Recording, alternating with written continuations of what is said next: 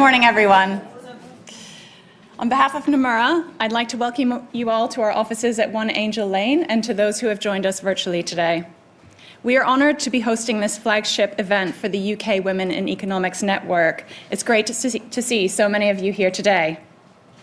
Supporting this event and the goals of UK WEN aligns closely with Nomura's commitment to creating an inclusive workplace where everyone can thrive.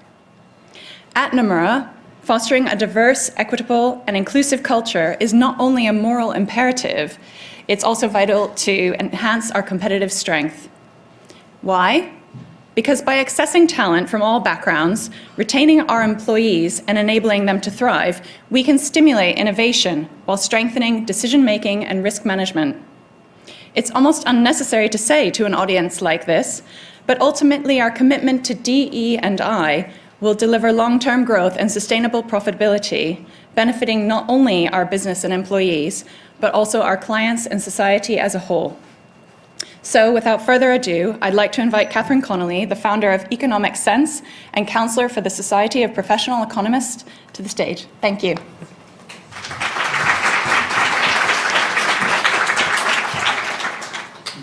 Thank you, Brianna. So good morning, my name is Catherine Connolly and I'm going to give you your second welcome of this morning, and that's on behalf of the Society of Professional Economists. Now, if you haven't heard of us, the Society of Professional Economists, or SPE as we're widely known, brings together members to share, shape and debate economic ideas. We provide a forum for networking, and we also support professional skills for economists. Diversity enhances economics, and that's why at the Society we're so proud to be sponsoring today's event. But you're not going to be hearing from me today. We've got a fantastic lineup this morning. We're going to begin with Sarah Breeden from the Bank of England, talking on monetary policy. And we're then going to have an update on the work of the Women in Economics Network from Almudena, Sevilla. We're then going to, after a short coffee break, have two really practical panels discussing transforming structures to foster positive change and what leaders can do to support women in their workplaces.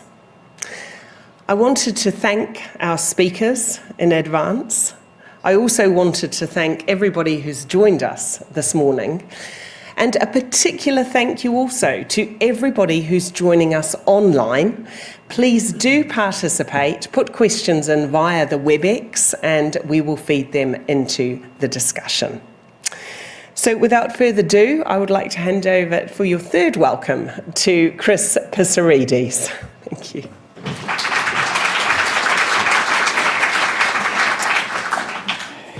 Thank you, Catherine and Brianna, for hosting this.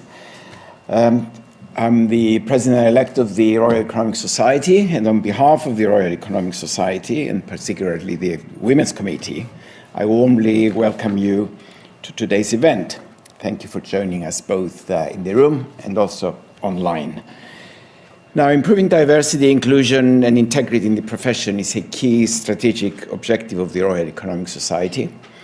Economics has the best chance of improving society and the world around us if those who produce and use economic research are drawn from diverse backgrounds and experiences. We know that from lots of research, including some of my own at the London School of Economics, in fact. We have several targeted initiatives at the Royal Economic Society to support this goal, and the UK Women in Economics Network is one of our key initiatives to support career development of UK-based women in economics. Since the launch of UK WEN, as we know it, in February 2023, the network has gathered significant pace and is creating a movement which spans multiple sectors of the economy. We have seen exceptionally high demand for UK WEN events, and there is a real energy to support this agenda. You will hear more about our activities from Almudena later. We're very grateful to our partners, sponsors, and volunteers who have enabled us to develop the network over the past year. Specifically for today's event, we offer our sincere thanks to Nomura for hosting us, and to the Society for Professional Economists, Haver Analytics for sponsoring the event. We're also very grateful to Elsevier for providing the core funding to support UK WEN office function, and to the Bank of England for resourcing the event and planning. Thank you. Without their support, events like this, of course, would not happen. It's my pleasure to welcome such a distinguished list of speakers and panelists drawn from across the economics profession in the UK. But before we turn to our keynote speaker, I would like to remind you of the Royal Economic Society Code of Conduct for our events. You should be seeing it up there. We expect our events to be positive environments where everyone is treated with dignity and respect. A second slide will complete. Thank you. We all have a role to play to achieve this. Please observe the code in everything you're doing today. Asking questions, please ask your questions respectfully and from the place of genuine curiosity. With that, I'd like to hand over the floor to George Buckley, the Chief European Economist of Nomura and Chair of SPE, and to our distinguished keynote speaker, Sarah Breeden, Deputy Governor of Financial Stability at the Bank of England. Please come to stage.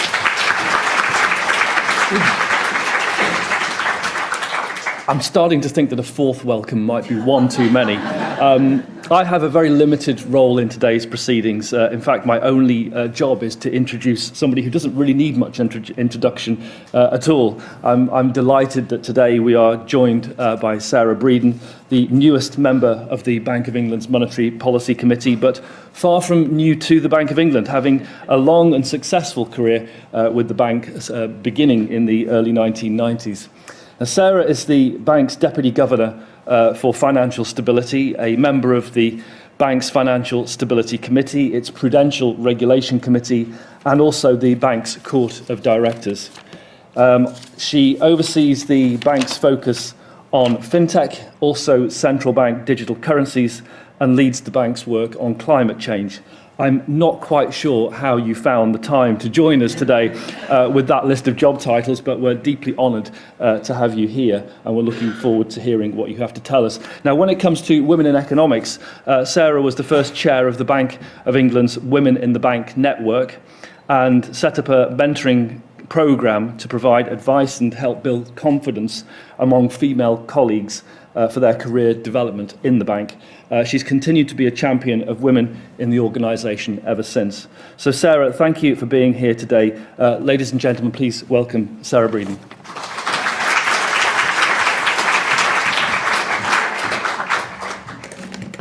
Thank you very much for having me here today. I must say it is an absolute pleasure to be at this UK Women in Economics Network event. The mission of UK WEN to support career development of UK-based women in economics is one that is close to my heart.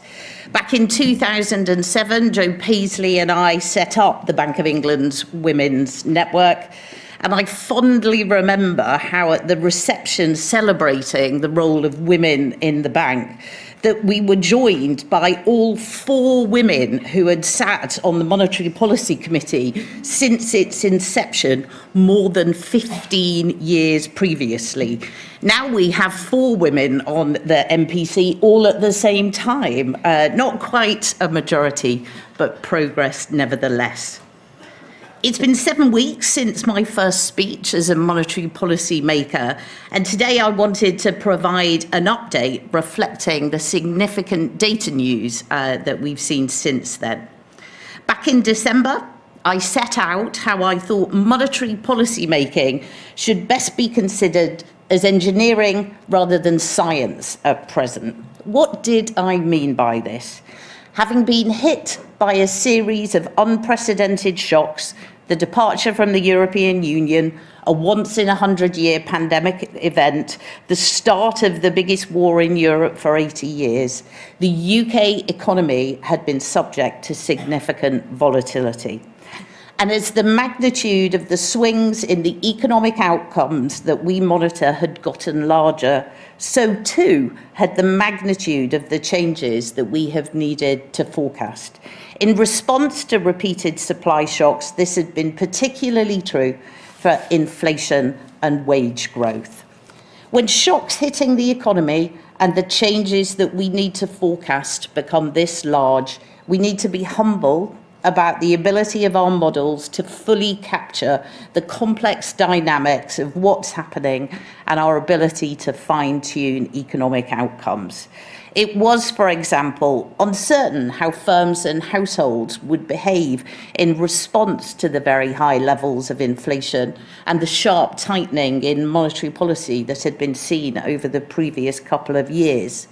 Such events had not been seen since the introduction of inflation targeting, and so it was unclear how well these dynamics would be adequately and accurately captured in our models. In such a situation, I suggested we must, like engineers, pay attention to real-world outcomes, learn how the economy is responding to shocks, and adjust accordingly. My interpretation of recent developments had led me to two lessons. First, that there was greater than usual uncertainty about the resilience of demand, a part of which I attributed to uncertainty about the transmission of monetary policy. And second, that wages and prices had been stickier than normal. I set out two scenarios that illustrated these uncertainties. One where demand was weaker than we expected as the MPC's previous tightening in monetary policy took hold, and one where inflation remained stubbornly persistent as a result of continued and strengthened second-round effects. And I highlighted in that speech how considering the impact and likelihood of those scenarios would help guide my policy response.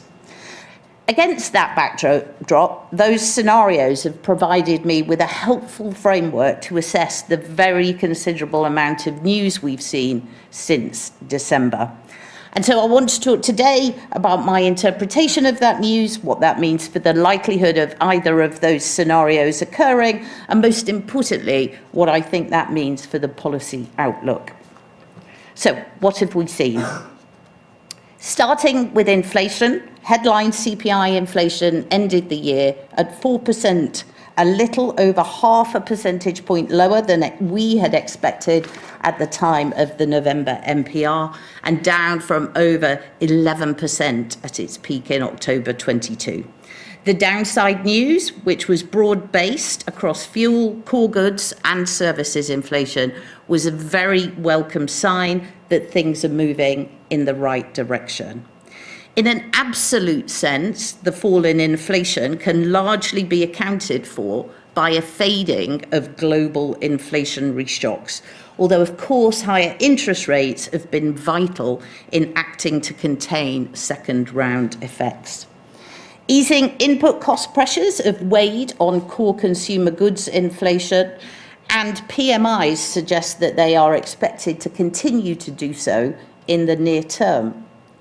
We've seen a similar trend in services price inflation, albeit to a much lesser extent, where despite recent news, inflation remains above 6%. This is perhaps not surprising. Services inflation by its nature is less volatile than goods price inflation. Labour costs make up a significant part of services firm costs. Some combination of a moderation in pay pressures and firms' margins will be required for services inflation to return to more normal levels. Looking overseas, and consistent with this story, we've seen good news on inflation since December in the international data too, with a pronounced decline in core goods inflation across advanced economies, although at a somewhat faster pace in the US. Services inflation, however, remains higher in the UK than both in the US and the euro area. There it is already at rates close to 4% compared to over 6% here in the UK, probably reflecting differences in wage growth, which is higher in the UK than elsewhere. We have seen some downside news on wage growth over the past month or so. Annual private sector average weekly earnings growth declined to 6.5% in the 3 months to November, around a percentage point weaker than embodied in the November Monetary Policy Report. However, this just brings it closer to the steer from other indicators of annual pay growth, which remain in the 6 to 7% range. Still elevated, and given the current weakness in productivity growth, several percentage points higher than that which would be consistent with the inflation target if it persisted. Now, the next few months will be incredibly important for my assessment of wage and price persistence, with the majority of this year's wage-setting processes set to conclude by April. The survey conducted by the Bank of England's agents around the UK can provide us with an early steer. That survey suggests a modest decline in pay settlements to 5.4% in 2024, although there are also expected to be fewer additional payments to compensate for the higher cost of living. Now, what will actually happen to pay over the next few months will be influenced by a number of factors, including the path for inflation expectations, the tightness of the labour market, and broader economic conditions. This latter point is important. Many of the wage settlements set to take effect over the next few months may even already have been decided. But how these feed through to inflation will depend heavily on the economic environment in which they are made. Demand has been somewhat weaker than we had previously thought, and the bank's agent survey suggests that firms do not expect to be able to pass on increased costs into prices as much as they did last year. And that's an important reminder to us all not to focus on a single indicator such as pay in considering the medium-term outlook for inflation, but to instead consider developments in the round. A key influence on the outlook for demand since my speech in December has been a significant downward shift in the yield curve as the market reacted to incoming data news. Given this move, bank staff now estimate that around 2/3 of the peak domestic impact of higher interest rates on the level of GDP has already come through. And while there's uncertainty around this estimate, it is clear that demand will be stronger as a result. So, considering this data holistically, what have we learnt about how the economy is operating, and so the likelihood of either of my two scenarios occurring? When assessing the weak demand scenario, my key question was whether demand would evolve materially differently to what was expected in the November report, given the considerable uncertainty around the strength of the monetary transmission mechanism. As time has progressed, we have seen more of the transmission occur. This, combined with the effects of the lower yield curve, means that the amount of transmission that we are still waiting to see come through has become smaller. Much of what's left relates to developments in the housing market, which appears to have stabilised, and how business investment reacts to demand more broadly. There are still uncertainties here. Indeed, the resilience in the housing market may prove to be a signal that demand is stronger than we expect.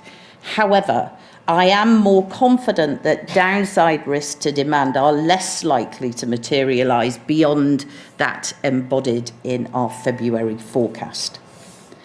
When assessing the high inflation scenario, my key question was about the likely persistence of inflation.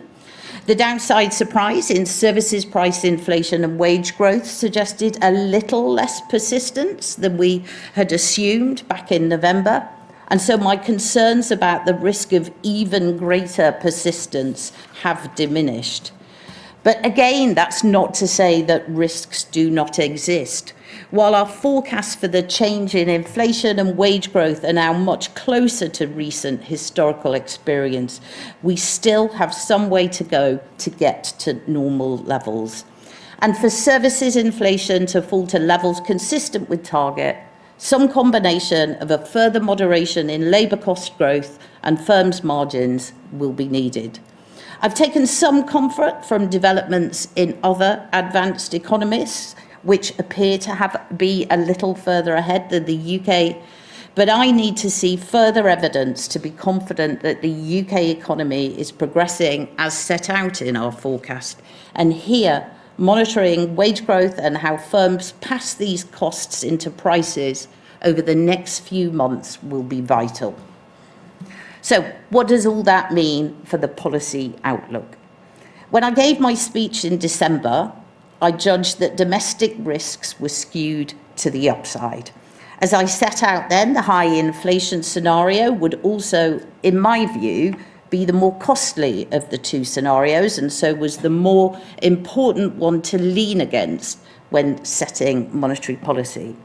At that juncture, the question I was focused on was whether there was evidence of more persistent inflationary pressures, which might mean that we needed to tighten further. As I've become more confident that persistence is likely to evolve as embedded within our forecast, I've become less concerned that rates might need to be tightened further. Instead, my focus and that of many of my colleagues on the MPC has shifted to thinking about how long rates need to remain at their current level rather than how high do they need to go. To answer this question going forward, I'll return once again to engineering. The forecast will, of course, provide a useful guide, but I will want to be focused on how real-world outcomes are evolving to tell me how well this forecast is capturing the dynamics of the economy. In particular, I'll look at how pay growth and demand are influencing firms' pricing decisions to assess how persistence is evolving in relation to what is embodied within our forecast. And that will allow me to be more confident that inflation will return sustainably to target in the medium term, consistent with our objective. Thank you.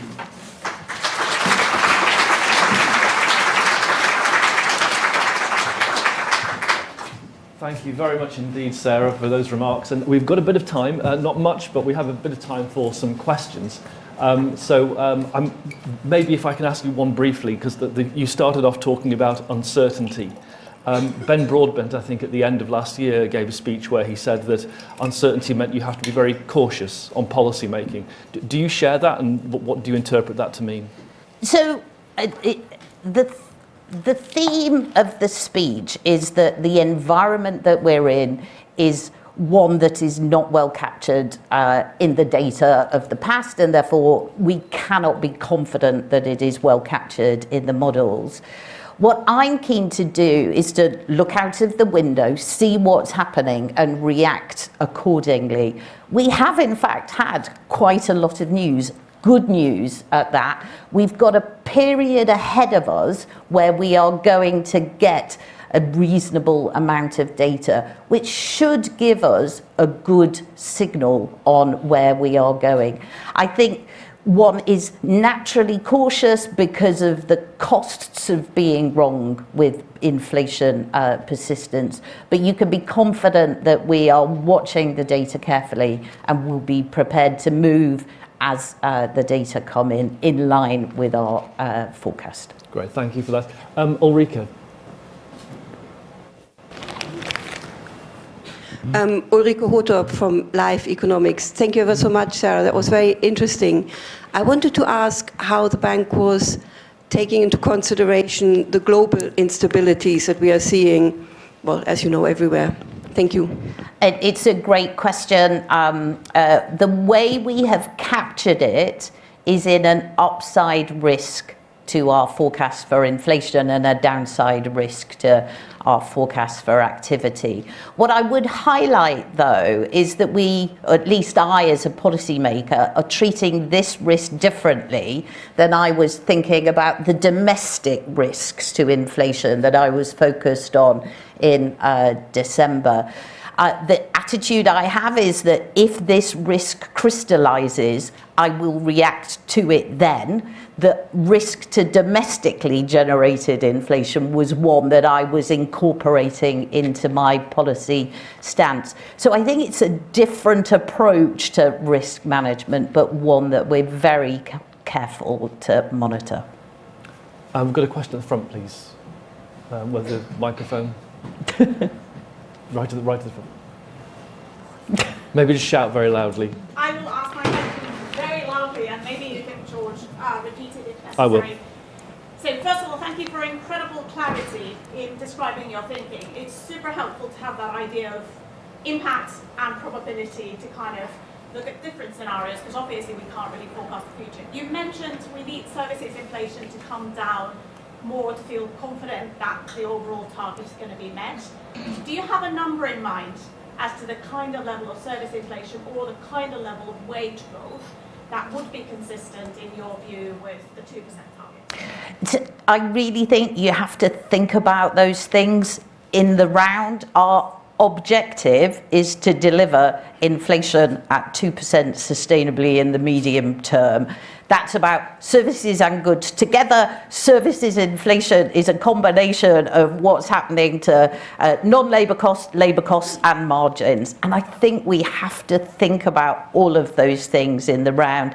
And for me, that's why what we will see with wages and pay settlements over the next several months is important, but so too is what's happening to demand and what that means for firms' prices. And thinking about those in the round holistically is, I think, really important. What I'm pleased about is that we can do scenario analysis that helps us think about those things in the round rather than focusing on particular indicators. And that, for me, is one area where, as we look at monetary policy going forward, having a consideration about different coherent scenarios and what that might mean for the policy outlook could be really helpful in better and more clearly communicating the things that we're worried about. I think we've got time for a couple more questions. We have one here and then one right at the back and one over here. That's three. That's not a couple, but there we are. Let's start here. Thank you very much for your speech. I really enjoyed that. I'm Lucy from State Street. I just wondered, why do you think that the views are so divided among the Monetary Policy Committee? So we've seen two people still voting to hike rates at the most recent meeting, and then one person even voting for a rate cut. So yeah, I just wanted to take your view on that, please. My take on that is that we shouldn't be surprised at a turning point, and we shouldn't be surprised given the extraordinary nature of the shocks that we have seen. As I was explaining, this is about our decisions on policy are about judgments about what is happening to the economy. It's not an indicator. It's holistically how are we thinking about the dynamics of the economy in the round. Given the shocks we've seen, given we are likely at a turning point, that there's a divergence of views, I think shouldn't be a surprise, and I hope is seen as a reflection of active debate amongst me and the colleagues on the committee. And Sonali at the back, and then we'll have one more, last one over here. I'm sorry we haven't got time for any more, but that's Sonali. Thanks so much, Sonali from UBS. A couple of questions. Firstly, moving to profit margins, what are the key data points that you're looking at to capture profit margins? I think wages we get, quite monthly data, but for profit margins in particular, what are the key things you're looking at? And secondly, where do you think the neutral rate is in the UK? I know it's an unfair question, but still want to try. Oh dear. So on profit margins, as you know, the data on that is really tricky. I think I would describe it looking more at how wages are feeding into pricing decisions, and our agents are fabulous on that. The surveys from the DMP, other survey-based indicators are a good way of getting that. As to what is the steady state level of interest rates, I won't go into the long-term interest rate, but I would say that I think it's unlikely that we'll be headed back to zero anytime soon. Of course, there's lots of uncertainty about that. It'll reflect activity in the economy and the balance of that, but I don't think it's likely that we're headed down to 10 basis points in the immediate outlook. And a final question on the right over here. Yeah, thanks a lot. I'm Jumana Salehin from Vanguard. Sarah, thanks a lot for your speech. Really enjoyed it. I wondered if you could say a few more words about how the bank is thinking about, us entering a new regime, post-pandemic. We know in the US, lots of weird things are happening. Chairman Powell talked about rebalancing of the economy. The supply side is changing, demand side is changing. And I think, I've been struggling with thinking about that. Obviously, we also at Vanguard believe that the neutral rate is higher, and it's something that we've been quite vocal about. But how are we thinking about, when we're analyzing monetary policy, which is around the cycle, but actually the trend has potentially shifted? Like, any thoughts on that would be grateful. Thank you. A great question, Jumana, and trying to focus on the near term, the medium term, and the long term is always a challenge in our role. The sorts of things we're doing is our regular supply side stock take, trying to think about how do trends like climate change, artificial intelligence, how are they affecting the supply side of the economy? What might that mean for the trend rate of growth? Thinking also about how restrictive is policy now. That requires us to take a judgment on where medium-term equilibrium interest rates are. I think it's fair to say there's a lot of interesting analysis to be done there, and I encourage all members of UK WEN to investigate those, publish them, and make sure they talk to us about them, because we've got a lot to learn from each other. I think we could have spent a lot longer talking about all of these issues, but thank you very much for all your insight and for taking time out of what must have been a very busy and hectic schedule. But please, let's thank Sarah in the usual way. Thank you very much.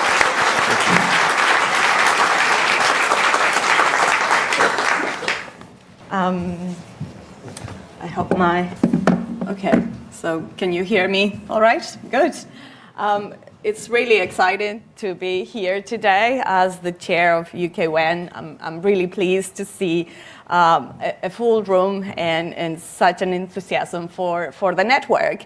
So I have a few minutes to talk to you about what we do, why we do it, and the most important thing, how you can contribute to our efforts, because this is ultimately a joint effort. So it's not us providing a service, but we're all here together as women economists and also some men that I see in the audience. Okay, let me see if I. All right. Okay, so what is our objective? And there is a lot of information in all my slides. I'm not going to talk you through them necessarily. I'm just going to tell you what I think the main takeaway is. And our objective is to change things. Women in economics, in particular, have been underrepresented in the discipline, in the academic sector where I work, but also across all the sectors. And this is this has been going on for a long time. So the problem is large. The problem is important and persistent. So this is what UK WEN is here for. We want to change things, to bring positive change. And as previous speakers have already talked about, this is a problem of efficiency. This is a problem of missing talent. And economics cannot thrive if a diverse set of voices is not present in the discipline. And this aligns really well, as Chris was saying, with the recently adopted Royal Economic Society strategic goals. So you have them on the slide. So we're bringing communities of economists together, and today is a great example of this. We advocate for women economists in particular. We want to hear what women economists have to say. We want to improve diversity, inclusion, integrity in the profession, and quite importantly, to develop the next generation of economists. So UK WEN is pretty much embedded and has contributed to those strategic goals of the Royal Economic Society. And how do we deliver on these goals? And this is quite important because we only launched exactly 1 year ago. And the progress and the take-up and the enthusiasm around the network has, I think, pleasantly surprised us all. I mean, given the short period of time, the success has been tremendous. So the way we've organized ourselves to deliver what we believe is a good mission around UK WEN is these 4 initiatives. Each of them are led by a volunteer, as myself. So we all have full-time jobs. And we are passionate about the network, and this is what we do in our spare time. So you can see here we have the network initiative, support initiative, Inspire initiative, and those 3 are sort of a bottom-up approach where we help women to thrive in their careers as economists. And the 4th initiative is about bringing change, bringing cultural change in the profession, and also change around the structures that may prevent women economists from thriving in the profession. And I'm going to talk a little bit more about those in a minute. So I was saying the impacts that we've had in this year that we've been operating has been really beyond any expectation.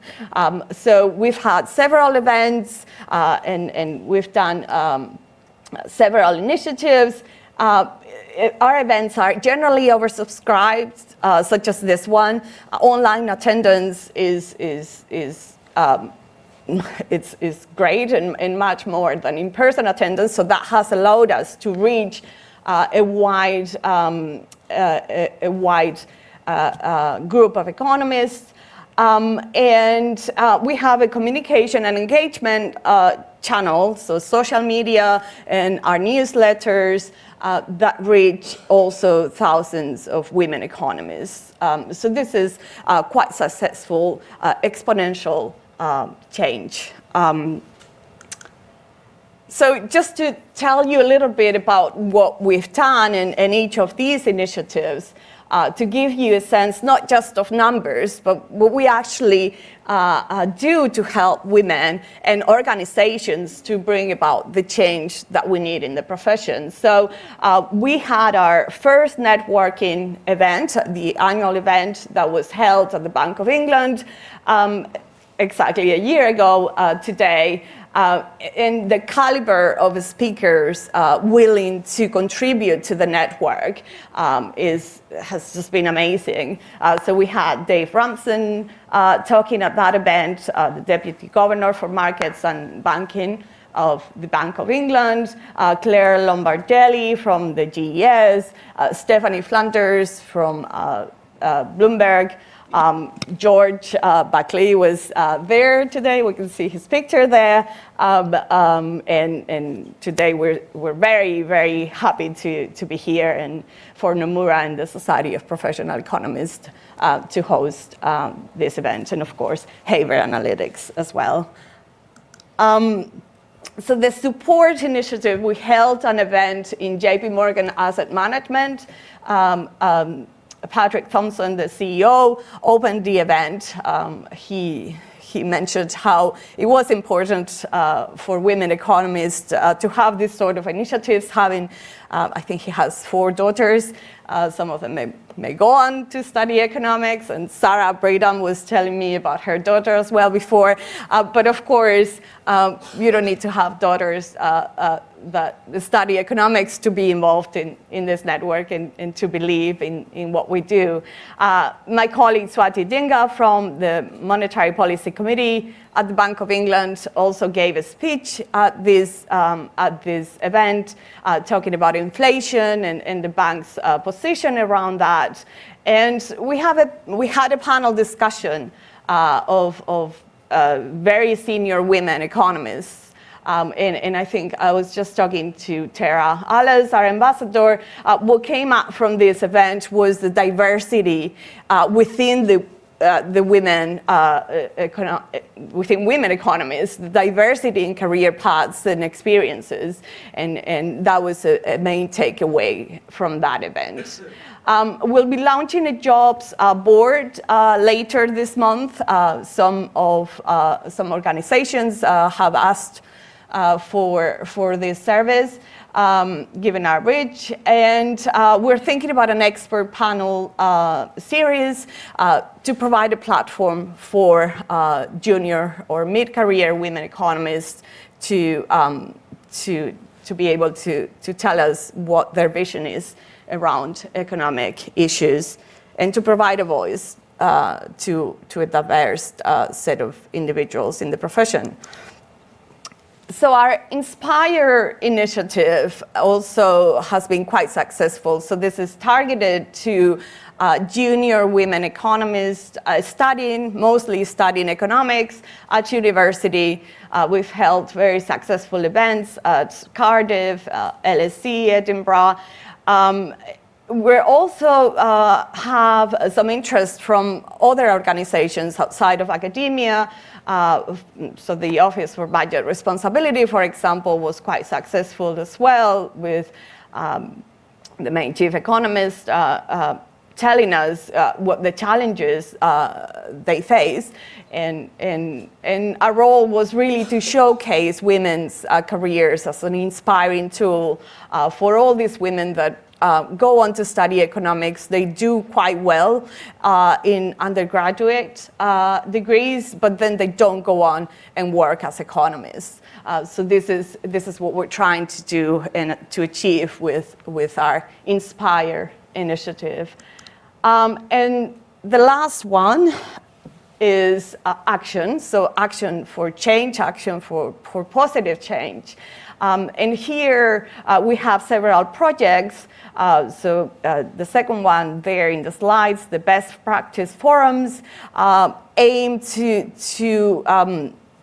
meet with decision makers in organizations to talk about best practice, about career progression, about hiring.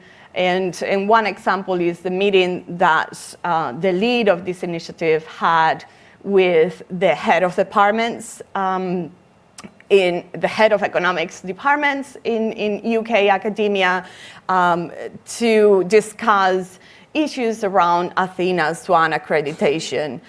For those of you who do not know Athena Swan, it's an accreditation program, and we have the lead of Athena Swan speaking later, so I'm not going to talk more about this. But this is about bringing active change from the top to the bottom, if you wish. And then we have peer learning sets training. This is happening on the 5th of March, and the goal of these peer learning sets is to get together with a group of women and to see how we can effectively bring change around different issues that women economists may face in the profession. So this is coming up in March. And as I was saying before, our engagement and communication strategy has been quite successful, and I encourage you all to link up with us in LinkedIn or follow us on Twitter as well, and to sign up to the newsletter if you want to learn more about what we do. So we wouldn't be here if it wasn't for all the volunteers, the steering committee members, Ms. Chakana, the head of research at the Bank of England, was one of the volunteers that was crucial to put together this event. The Royal Economic Society, of course, the management and the operational team, hands-on approach to everything that we do. We wouldn't be here without them. And of course, all our sponsors and partners. So today, in particular, the Society for Professional Economics and Behavior Analytics, as well as Nomura for hosting this event. But this is crucial for the network's success. So moving forward, I just want to finish with some slides about how you can all participate and get involved in the network as individuals, but also as organizations. So we have a championship package. If your organization wants to hold events such as this one, I would encourage you to talk to me afterwards, or Adam Bryant, who is our partnership program manager, who will be talking to you, and he's here today somewhere. He'll be talking to you more about these collaboration opportunities. If you're looking for a long-term strategic partnership, we're also very happy to talk to you and find ways in which we can help your organization deliver on our mission. As I was saying before, we have the jobs boards that we will be launching soon. And of course, as individuals, we offer priority to Royal Economic Society members. So do in events like this, because they're usually totally oversubscribed. So do engage with the Royal Economic Society and become a member if you're interested in our initiatives. So I think this is my last slide, and I think I pretty much said it all. But what is coming in the very near future, what you can do as individuals: sign up for our mailing list, follow us on Twitter, LinkedIn, share the network with your colleagues. Register for the peer learning sets, facilitator training if you want to set up a group in your organization to change things around a particular issue, or if you want to talk about the sponsorship, all the information is on the website. And also, come and talk to me during the coffee break. And I think I'm done. Did I go very far? Oh, okay, 9:30. Pretty good. So I think George, are we ready to go? Or questions? I guess we can take the questions during the break. And thank you so much.